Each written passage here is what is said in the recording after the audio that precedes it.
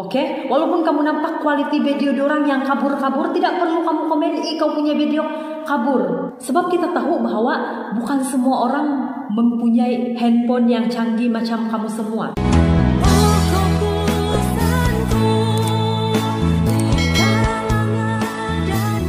Oke, saya tahu bahwa untuk mendapatkan 4000 jam tayang ini betul-betul bikin sakit, betul-betul susah. Kalau kita cakap mendapatkan 1000 subscriber itu sebenarnya sangat mudah.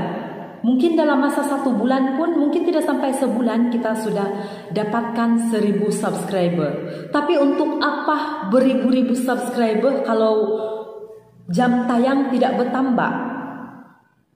Oke, itu yang perlu kita ingat. Untuk mendapatkan subscriber sangat mudah, tetapi 4000 jam tayang ini kita kena mati-mati untuk mencari. Kecuali lah kita memang hidup di lingkungan orang-orang yang memang sudah terkenal. Mungkin itu agak senang, agak mudah untuk kita capai itu 4000 jam tayang. Tetapi kita sebagai pemula, kita kena betul-betul berusaha baru kita boleh dapat tuh. Macam saya contohnya, saya tidak mau ambil contoh dari siapa-siapa, saya akan mencontohkan diri saya sendiri. Secara jujurnya, saya tidak terkenal di mana-mana. Saya tidak dikenali ramai orang. Saya hanya orang biasa. Saya tidak rapat dengan siapa-siapa yang sudah terkenal. Saya bermula daripada kosong. Sehinggalah saya mendapat penonton-penonton macam kamu, penonton-penonton berkualiti macam kamu. Macam mana saya kasih improve saya punya channel? Kamu dengar perkongsian saya, ambil yang jernih, buang yang keruh. Oke, kita teruskan sahaja untuk tips mendapatkan 4000 jam tayang. Tips pertama yang saya akan kongsikan kepada kamu adalah kita upload berbagai-bagai video. Oke, sebagai pemula mesti kita berpikirkan. Macam saya dulu, saya berpikir, bolehkah satu channel itu kita kasih rojak kita punya channel? Oke, saya mau jawab persoalan yang bermain di dalam minda kamu. Itu boleh. Asalkan video yang kamu upload itu bukanlah karya orang lain. Saya bingung sendiri. Sebab setiap kali saya pergi tengok sharing-sharing orang, ada yang cakap tidak boleh, ada yang cakap boleh. Tapi saya hanya ikut kata hati saya. Dimonetize ataupun tidak dimonetize, mana saja saya bilang. Kenapa saya suruh kamu upload berbagai video? Sebab apa? Contohnya hari pertama mungkin kamu upload pasal makan, terus esok dia kamu upload pasal memasak, kemudian kamu mungkin pergi buat aktiviti kampung ataupun sebagainya. Dalam masa 1 minggu itu kamu kena bandingkan mana satu video yang paling ramai penonton. Jika sekiranya yang lain penonton dia mungkin ada hanya 100 ataupun 90, tiba-tiba kamu upload video yang kamu menyanyi, kamu nampak di sana dia punya tontonan dia tiba-tiba jadi 150. Itu tiba-tiba banyak penonton. Di mana video yang paling banyak penonton, kamu kekalkan konten kamu yang itu. Sebab untuk menentukan apa konten yang paling sesuai di dalam channel kamu adalah melakukan perbandingan. Kalau kamu sudah jumpa mana konten yang paling tepat, kamu kekalkan konten tersebut. Oke, itu tips yang pertama. Dan tips yang kedua adalah kita kena konsisten untuk upload video. Maksud saya konsisten di sini, dalam 1 minggu tuh kalau kamu tidak sanggup untuk kasih upload video setiap hari, setidaknya kamu kena upload 5 video dalam masa 1 minggu. Saya bagi tahu kamu di sini, sebenarnya saya terkurung di dalam rumah selama beberapa bulan ini. Seperti yang kamu tahu bahwa saya mulai aktif di dunia YouTube ini mulai daripada bulan 4. Dan pada waktu bulan 4 itu saya kena cari sebanyak 2300 jam lagi. Macam mana saya boleh mendapatkan 2300 jam itu dalam masa 3 bulan? Apa yang saya kasih kongsi sama kamu, inilah tips saya untuk mendapatkan itu. Oke, saya sambung yang tadi. Kena konsisten mengupload video.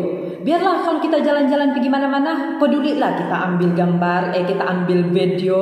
Itu pun sudah jadi konten sebenarnya. Dan saya mau bagi tahu kamu di sini, pastikan video yang kamu kasih upload itu janganlah kasih upload video yang terlampau pendek. Video yang kamu upload itu dalam 5 hingga 6 menit ataupun 7 hingga 8 menit.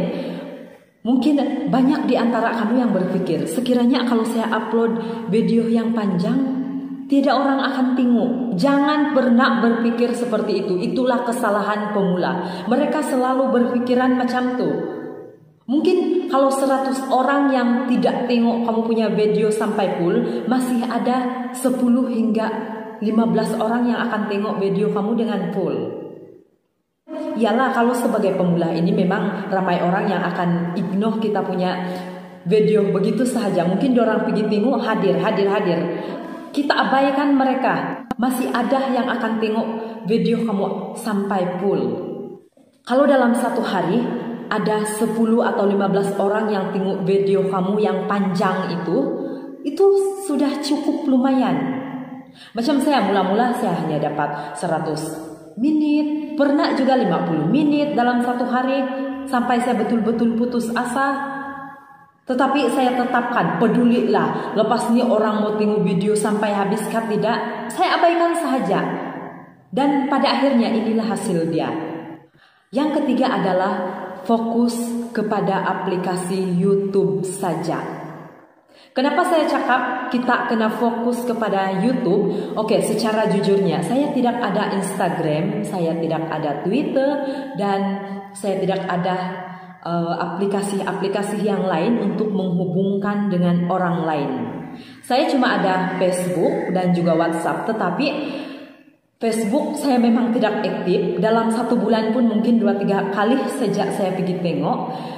Dan sebelum ini mungkin ada 4 ataupun 5 part sahaja yang saya pernah kongsikan di Facebook, tetapi itu saya pikir saya punya subscriber nyakannya saya dapatkan melalui aplikasi YouTube. Kalau di sana Facebook tuh, kalau kita kasih share di sana Facebook,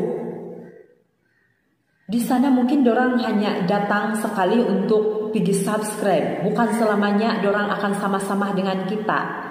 Kecuali lah kalau memang kamu terkenal. Di Facebook saya tidak terkenal. Jadi kalau saya kasih kongsi sekalipun saya punya link channel, belum tentu ada orang yang pergi kasih share, belum tentu ada orang yang pergi like, belum tentu ada orang yang pergi tengok saya punya channel. Sebab saya memang tidak terkenal.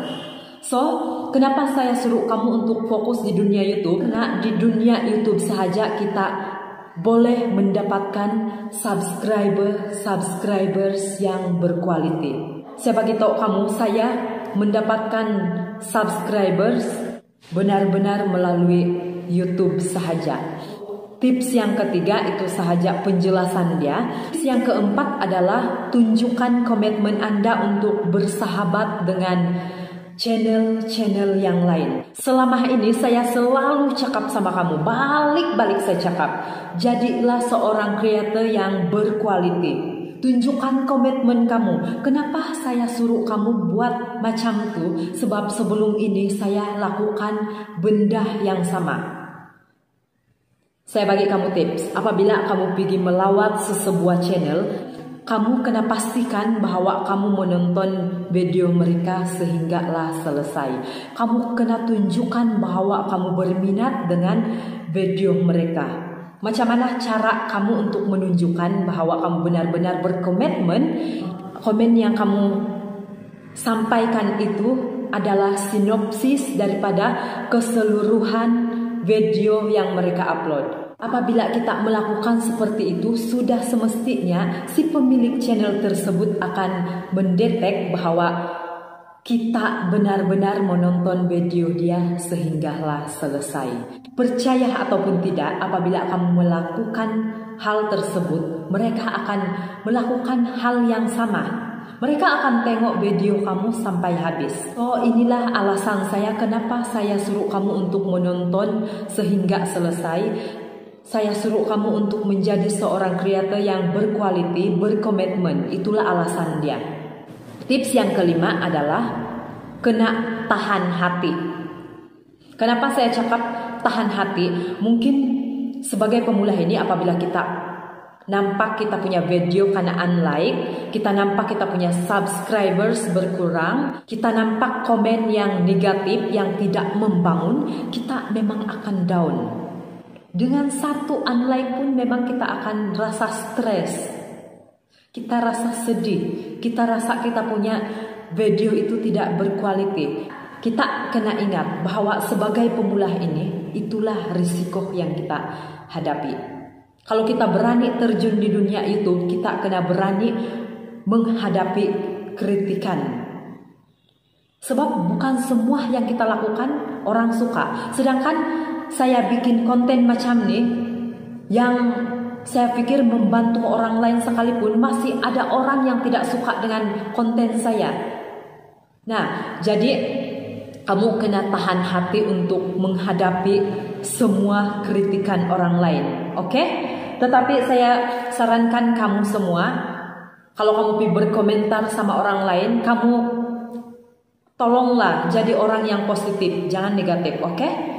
Yang keenam adalah berteman dengan sesama YouTuber pemula. Maksud saya di sini adalah apabila kamu sudah terjun di dunia YouTube, kamu kena pastikan bahwa kamu bersahabat dengan YouTuber pemula.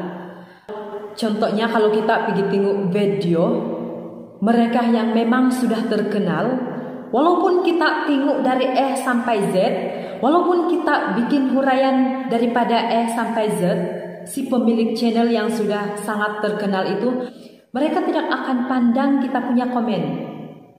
Mereka tidak akan pergi subscribe kita balik, walaupun kita hurai dari A sampai Z. Jadi saranan saya di sini, kalau kita ingin mencari sahabat, kita kena cari sahabat yang memang sama-sama pemula. Kita bagi dia sokongan penuh, dia juga pasti akan memberikan sokongan penuh. Oke? Kemudian tips yang ketujuh adalah jangan putuskan komunikasi kamu dengan penonton. Maksud saya di sini adalah apabila ada orang lain yang pergi komen kamu punya video, kamu kena balas komen mereka. Apalagi kalau berbentuk soalan. Itu paling penting. Jangan putuskan komunikasi dengan penonton.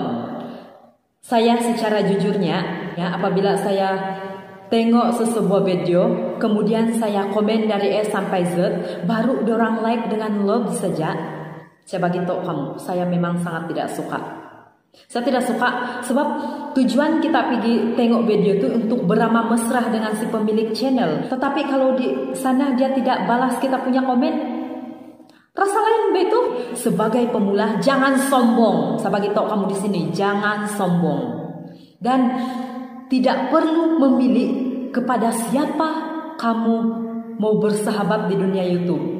Oke, walaupun kamu nampak kualiti video orang yang kabur-kabur, tidak perlu kamu komen, kau punya video kabur. Sebab kita tahu bahwa bukan semua orang mempunyai handphone yang canggih macam kamu semua. Saya kasih tahu kamu, saya mencapai 4.000 jam tayang hanya karena satu telepon sahaja yang sangat tidak canggih. So, kita tidak boleh putus komunikasi dengan orang lain dan belajar menghargai karya orang lain. Kritik yang baik sahaja. Oke, walaupun pada asasnya kamu nampak di video ini kabur betul, malas mau tengok. Ingat, yang paling penting adalah persahabatan kita. Pedulilah macam mana video dorang kasih kongsi. Itu dorang punya channel. Suka hati lah dorang mau kasih upload macam mana kan. Oke, yang ke-8 adalah jangan menunda waktu untuk upload video. Oke, maksud saya di sini, kalau kamu mau upload video tuh jangan ikut mod. Kadang-kadang terutama sekali para perempuan ini, kadang-kadang kalau kami datang bulan, datang bintang, mesti memang akan ada mood yang tidak bagus. Macam malas lah, apalah. Kalau kita tunda sampai bila kita mau menunda, lama-lama kita terbiasa untuk tidak upload video dan akhirnya kita malas. Masa saya promosi channel sampai 4 di 30, saya mengalami yang namanya malas. Betul-betul saya malas. Tetapi apa yang saya lakukan? Saya berusaha untuk lawan saya punya rasa malas. Walaupun tengah malam saya tetap bikin video untuk lawan saya punya malas. Kadang-kadang kalau saya bercakap di layar kan, saya ulang sampai 17 kali saya ulang rekam saya punya video baru berjaya. Walaupun begitu saya tetap berusaha. Jadi kamu tidak boleh menunda-nunda waktu untuk mengupload video, karena penonton kamu ataupun subscriber kamu itu, mereka akan tertunggu-tunggu dengan video kamu. Oke, yang ke-9 adalah kita kena tentukan pada jam berapa kita upload video kita. Kenapa saya cakap begini? Sebab terkadang kita akan upload video pada waktu malam. Contohnya jam 1 malam. Terus kan kebanyakan kalau jam 1 malam orang-orang sudah tidur. Sementara waktu pagi mungkin kamu berpikir nanti pagi orang tengok. Sebenarnya pada waktu pagi itu sudah ramai orang yang upload video. Jadi kamu punya mungkin notification yang kamu sudah upload video itu akan berada di kedudukan paling terbawah. Tidak mungkin dorang akan rajin kasih scroll untuk cari notification kamu kan. So, kamu kena bijak untuk menentukan pada jam berapa kamu upload video. Oke, yang ke-10 adalah jadilah dirimu sendiri. Macam mana ulasan dia, kamu pikirkanlah sendiri. So, hanya itu sahaja perkongsian yang saya dapat kongsikan, dan ini adalah tips yang benar-benar saya lakukan selama saya mendapatkan 4.000 jam tayang. Jika kamu berkenaan dengan tips yang saya sudah kongsikan sama kamu, kamu ikutlah. Tetapi jika tidak, kamu abaikan sahaja. Tetapi saya percaya kalau kamu ikut tips yang saya kongsikan sama kamu, saya jamin 100% kamu akan merasa macam mana yang namanya dimonetize. Tetapi ingat, setelah dimonetize, bermulalah perjuangan baru kita. Untuk mau cari $1 pun sangat susah, tahu. Sebenarnya setelah kita dimonetize, di sanalah bermula detik-detik perjuangan yang lebih kental daripada sebelum ini. So, bagi kamu semua, saya ucapkan selamat berjuang. Sama-sama kita berjuang, sama-sama kita berjaya.